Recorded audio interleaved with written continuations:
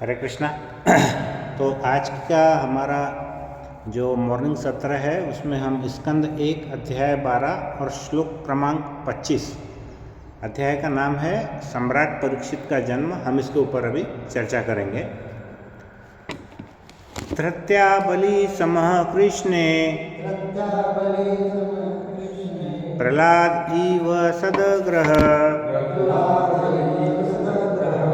आहेतेर्षोऽश्वमेधानां वृद्धानां पर्युपासकः। धृत्याबली समः कृष्णे प्रहलाद इव सदग्रह आहर्तो एष अश्वमेधानां वृद्धानां पर्युपासकः।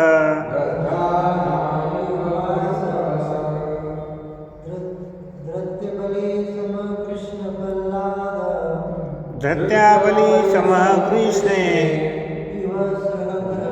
प्रहलाद इव सदग्रह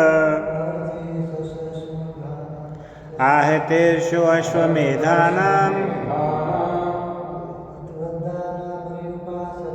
वृद्धानां पर्युपासकः। धृत्याबली समः कृष्णे प्रहलाद इव सदग्रह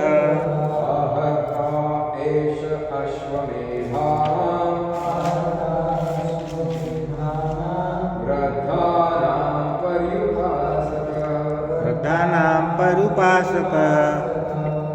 धृत्या धैर्य से, बलि समः बलि महाराज के समान, कृष्णे भगवान कृष्ण के प्रति,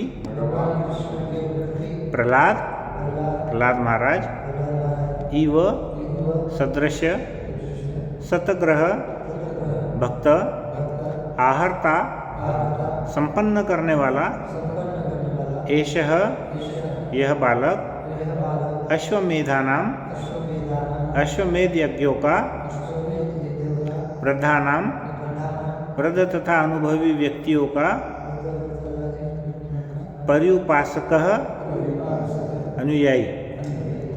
translation पर्पट bye divine grace Srila Prabhupada द्वारा। श्रील प्रभुपाद की जय।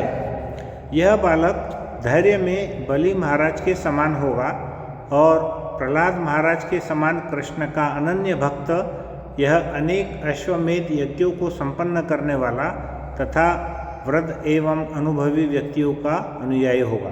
तो यहाँ पर परीक्षित महाराज के बारे में जो ब्राह्मण है वो उनका भविष्य बता रहे हैं युधिष्ठिर महाराज को। तात्पर्य, अब यहाँ पर श्रील प्रभुपाद ने बलि महाराज और प्रहलाद महाराज के बारे में थोड़ा सा उन्होंने उनका इंट्रोडक्शन दिया है। बलि महाराज ये भगवान की भक्ति के 12 अधिकारियों अर्थात महाजनों में से, 12 महाजनों में से एक है। ये भक्ति के अधिकारी महान इसलिए बने क्योंकि भगवान को प्रसन्न करने के लिए इन्होंने सर्वस्व न्यौछावर कर दिया था और अपने तथाकथित गुरु से संबंध विच्छेद कर लिया था, क्योंकि गुरु ने भगवान की सेवा में सर्वस्व न्यौछावर करने में बाधा उत्पन्न कर दी थी। धार्मिक जीवन की सर्वोच्च सिद्धि बिना किसी कारण के या किसी प्रकार के सांसारिक व्यवधान के भगवत भक्ति की अहत्यु की अवस्था प्राप्त करना है।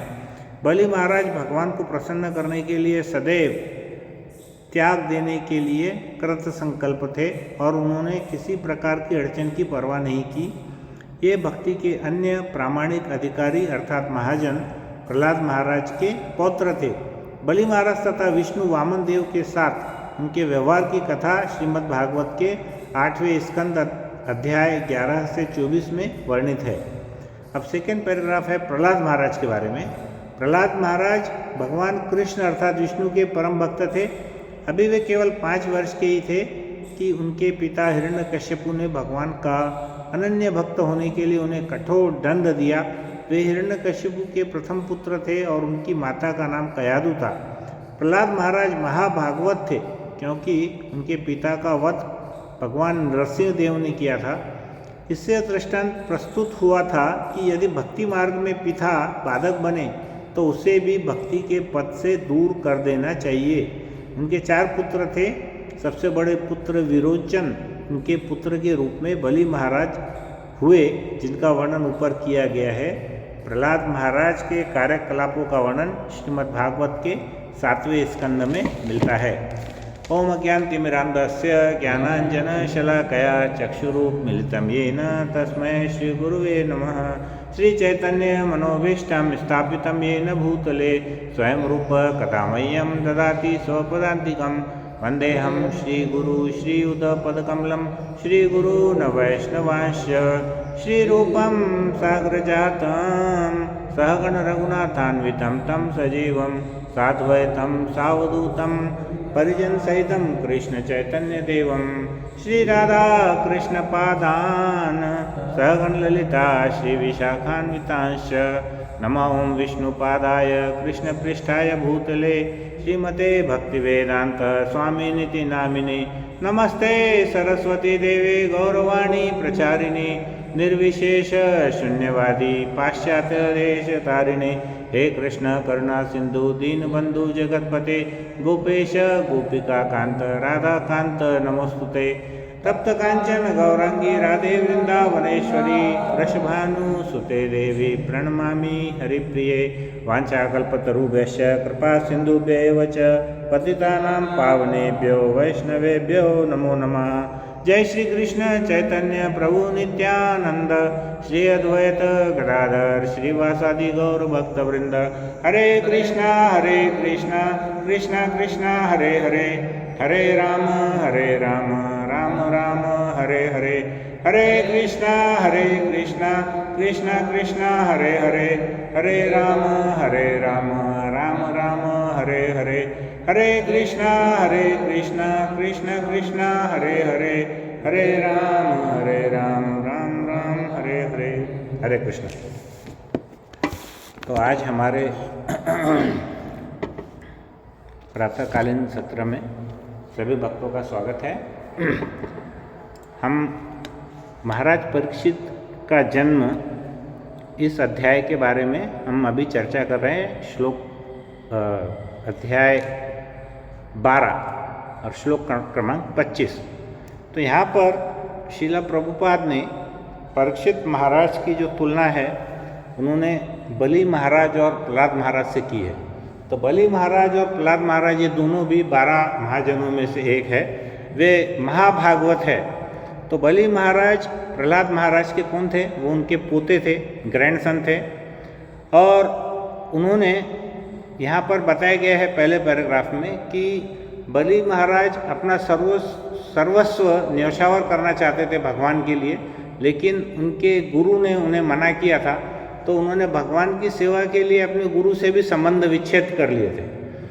उसी प्रकार दूसरा कंपैरिजन था प्रहलाद महाराज का कि प्रहलाद महाराज के जो पिता थे हिरण्यकशिपु, वो चाहते थे कि प्रहलाद कृष्ण की या विष्णु की भक्ति न करते हुए वो उनकी स्वयं की भक्ति करे, जो कि प्रहलाद महाराज को मंजूर नहीं थी। इसलिए उन्होंने क्या किया, अपने पिता का भी त्याग कर दिया।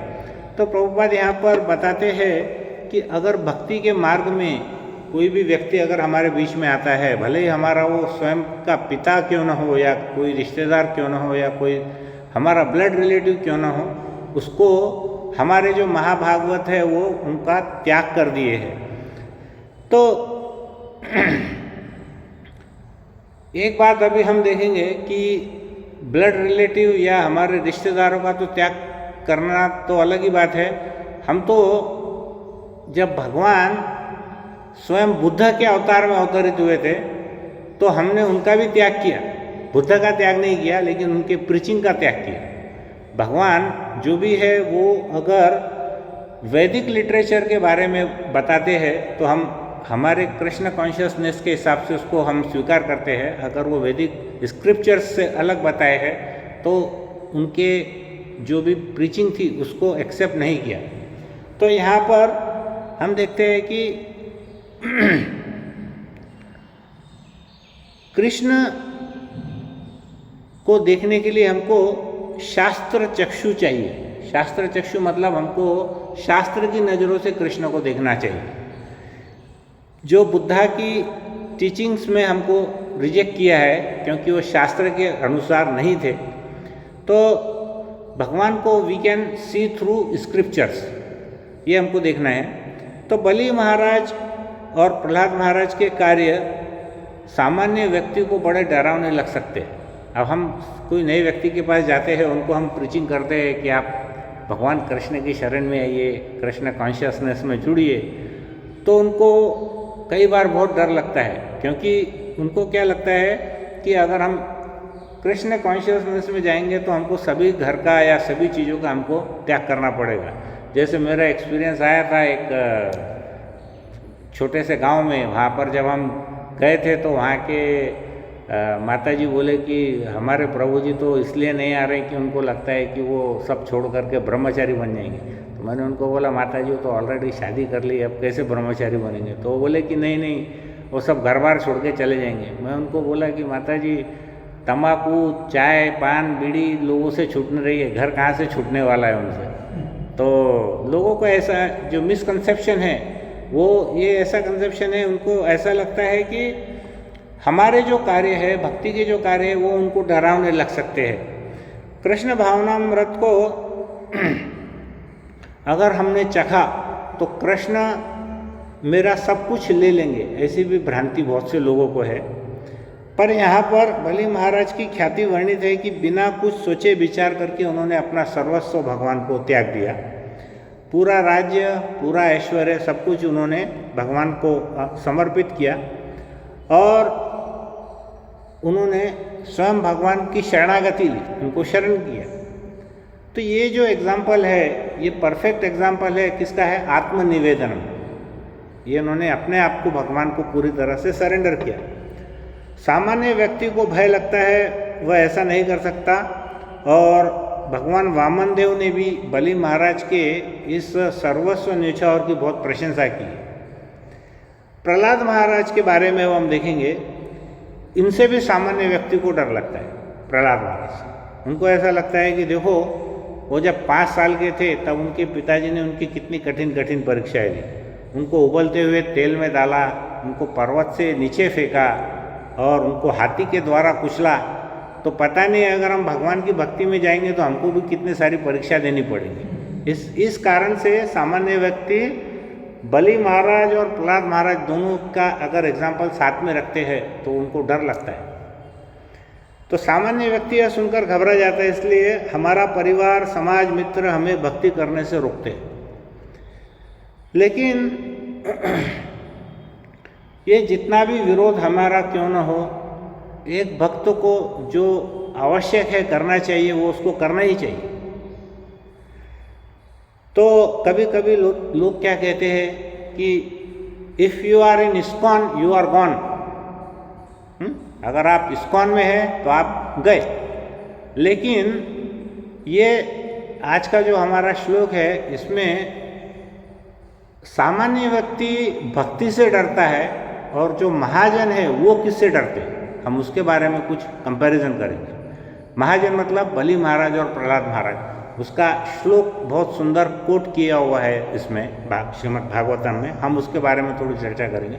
मेरे मन को ये बहुत ज़्यादा अच्छा लगा टॉपिक, कि उसके बारे में कभी सोचने को ही नहीं मिला कि भाई हम जो सामान्य व्यक्ति नया न्यू कमर है वो शुरू में भक्ति में आने से डरता है। उसके कारण है, उनको लगता है कृष्ण हमारा सब छीन लेंगे, हमारे परिवार से हमारा संबंध टूट जाएगा, मित्र हमारी निंदा करेंगे।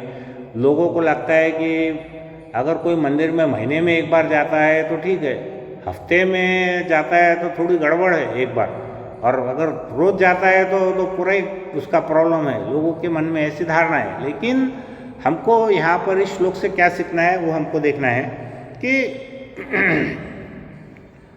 हमको सामान्य व्यक्तियों को जो कर्मी है उनको किससे डर लगता है? भौतिक ऐश्वर्य और संपत्ति खोने का उनको बहुत डर लगता है कि उनका परिवार उनको छूट जाएगा या उनकी भौतिक ऐश्वर्य या संपत्ति चली जाएगी। यहाँ पर हम एक कंपैरिजन करेंगे। जैसे क्या होता है, एक कैंसर का जो रोगी होता है उसका पहला स्टेज क्या होता है? अगर हमने किसी व्यक्ति को बता दिया कि आपको कैंसर है तो वो बोलता है अरे नहीं नहीं नहीं नहीं, ये सब गलत बात है, मेरे को कैंसर है ही नहीं। किसने चेक किया? हम दोबारा चेक करेंगे उसको। तो क्या करता है, दूसरा टेस्ट करने को बोलता है। वो क्या करता है, उसको डिनाइल के मोड में रहता है, नहीं नहीं नहीं नहीं, हम एक्सेप्ट नहीं करेंगे। फिर उसके बाद में क्या होता है, दूसरा भी टेस्ट करते हैं और उसको जब मालूम पड़ता है कि नहीं नहीं इसको तो कैंसर है, तो फिर उसको बहुत गुस्सा आने लगता है। वो बोलता है यार ये मेरे साथ ही क्यों ऐसा हो रहा है, वाई मी, मेरे साथ ऐसा क्यों हो रहा है। लेकिन जब वो थर्ड स्टेज में आता है तो उसको एक्सेप्ट करता है कि वो स्वीकार करना ही पड़ता है उसको, दूसरा कोई वो नहीं है। उसी प्रकार क्या होता है, जब नया नया भक्त आता है हमारे हरे कृष्ण के संपर्क में, तो उसका पहला स्टेज कैसा रहता है, डिनाइल का रहता है। उसको लगता है कि समाज या परिवार वाले समझते हैं कि इसको कोई भारी मुसीबत है, ये फाइनेंशियल बहुत प्रॉब्लम में है, इसलिए ये जा रहा है भगवान की शरण में। उनका पहला स्टेज ऐसा रहता है। कोई नया नया बच्चा है, तरुण, तो उसको लगता है, समाज को लगता है कि अरे ये कोई लड़की के चक्कर में फंस गया, लड़की ने इसको मना कर दिया, इसलिए ये जा रहा है भगवान की शरण में। तो पहला स्टेज कैसा रहता है भक्तों का, न्यू कमर का, वो डिनाइल का ही रहता है। दूसरा स्टेज में क्या होता है कि लोगों को गुस्सा आता है। जैसे कैंसर के सेकंड पेशेंट को गुस्सा आता है कि अरे मेरे साथ ही ऐसा क्यों हुआ। तो इस्कॉन में जो जाते हैं हरे कृष्णा में, तो उनके माँ बाप को, समाज को गुस्सा आता है कि अरे देखो ये बच्चे को माँ बाप से अलग कर दिए, परिवार से इनको अलग कर दिए। तो उनको गुस्सा आने लगता है कि देखो ये कितना कठोर काम करवा रहे हैं बच्चे से।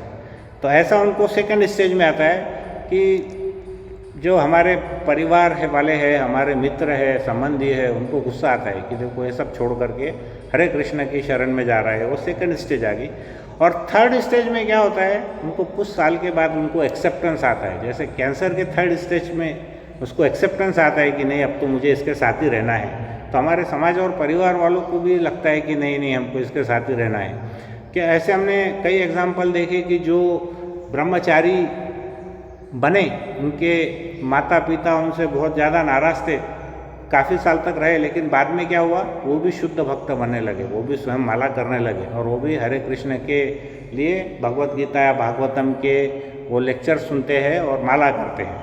तो यहाँ पर ये एक आम व्यक्ति का डर है, भय है कि हम भक्ति में आने से पता नहीं हमारे साथ में क्या होगा। लेकिन अगर हम यहाँ पर बलि महाराज का उदाहरण साथ में रखेंगे तो उन्होंने उस वामन देव जो ब्राह्मण के रूप में अवतरित हुए थे, उनको अपना सर्वस्व उन्होंने न्यौछावर कर दिया।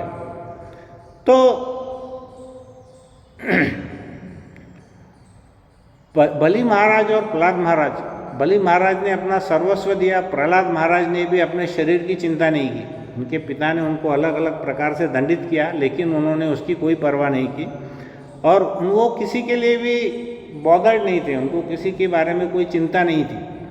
जब प्रहलाद महाराज को पूछा गया कि ही इज़ नॉट बॉदर्ड, जब पिताजी ने पूछा है कि तुम्हें स्कूल में क्या पढ़ाया जाता है, तो उन्होंने बोला कि मुझे स्कूल में जो भी पढ़ाया गया, उन्होंने बताया कि